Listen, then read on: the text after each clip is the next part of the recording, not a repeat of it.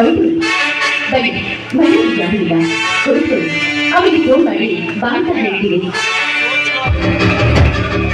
ಅವರಿಗೆ ಫೋನ್ ಮಾಡಿ ಕಳಿಸುವಂತ ಅವಶ್ಯಕತೆ ಇಲ್ಲ ಯಶೋಧಾದೇವಿಯವರೇ.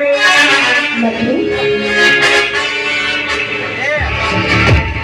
ರಂಬೆ ಊರ್ವಶಿ ಮೇನಕೆ ಕಿರೋತ್ತಮೆ ಸ್ವಯಂ ಪ್ರವೇಶಕ್ಕೆ ಸದಾ ಮಧುರ ಇವರೆಲ್ಲ ಇಂದ್ರನ ಆಸ್ಥಾನದಲ್ಲಿ ರೂಪವಂತ ವಿರಾಶಿಯರು.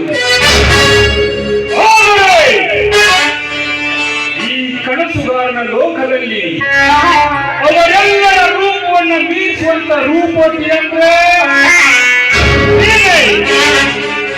ನನ್ನ ಚೆಲುವಿನ ಚಿತ್ತಾರೆಯಾದ ನಿನ್ನನ್ನ ಒಂದು ಸಾರಿ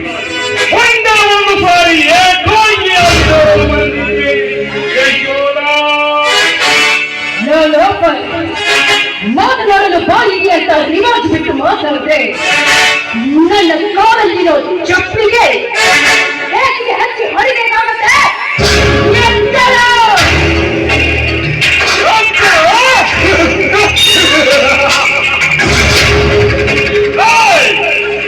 ನನಗೆ ಯಾರು ಇರುವ ಈ ಸಮಯದಲ್ಲಿ ನನ್ನೊಂದಿಗೆ ಕೈ ಕುಳಿತರೆ ನಿನ್ನ ಕೈಯಲ್ಲಿ ಕೂಸು ಕೊಡುತ್ತೇನೆ. ಹಾಗೇನಾದ್ರು ಆದ್ರೆ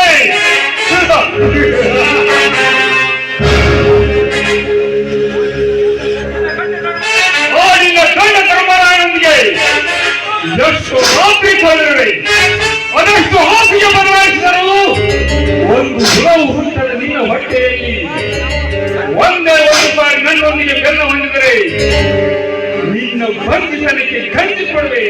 ಏನಂತೀಯ?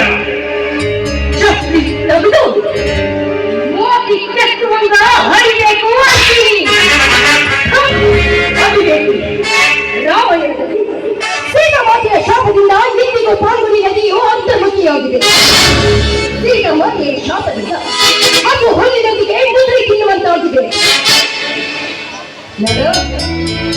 ಇನ್ನೊಂದು ಮಾತನಾಡಿದ್ರೆ ನಾನು ನಿನ್ನಂತೂ ಸುಮ್ಮನೆ ಬಿಡೋದಿಲ್ಲ.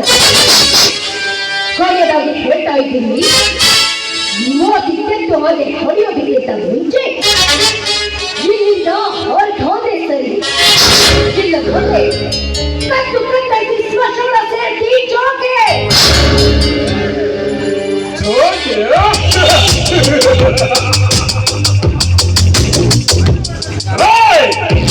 ಬಣ್ಣವೆಂದ ಚಿತ್ತಾರದ ಗೊಂಬೆ ರಾವಣನಿಗೆ ಕಾಮಾಸುರ ಅಂತ ಕರೀತಿಯಲ್ಲ, ಅದೇ ರಾಮಾಯಣದಲ್ಲಿ ನಳಕೊಂಬ ಎಂಬ ರಾಜನ ಹೆಂಡತಿ ಬಹಳ ರೂಪವತಿಯಾದ ಉಪನಂಬೆ ಎಂಬವಳು ಪರಾಕ್ರಮಿ ಉದಾಸೀನವಂತನಾದ ರಾವಣನನ್ನು ಮೋಹಿಸಲು ಹೋದಾಗ ಅವರಿಗೆ ಸಿದ್ಧಿ ಬುದ್ಧಿ ಹೇಳಿ ಮರಳಿ ಕಳಿಸಿದ ಆ ರಾವಣ.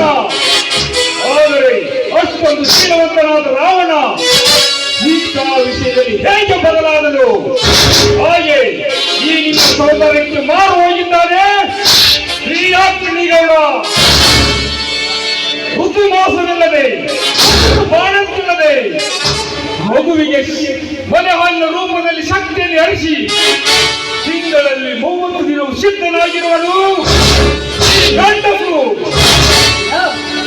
ಯಾರಿಗಲ್ಲ ಸಮಯನ ನೋಡಿ ಮೈಗೆ ನುಗ್ಗಿದೆಯಲ್ಲ, ನೀನು ಒಬ್ಬ ಗಂಡ. ಗೌಡ, ಈ ಆರ್ಯ ಗತಿಯನ್ನ ಮುಟ್ಟಿ ವಿನಾಶವಾಗಬೇಡ. ಒಬ್ಬ ಯುಗದಲ್ಲಿ ದ್ರೌಪದಿಯನ್ನ ಕೆಳಗಿ ದುರ್ಯೋಧನ ಹತನಾದ.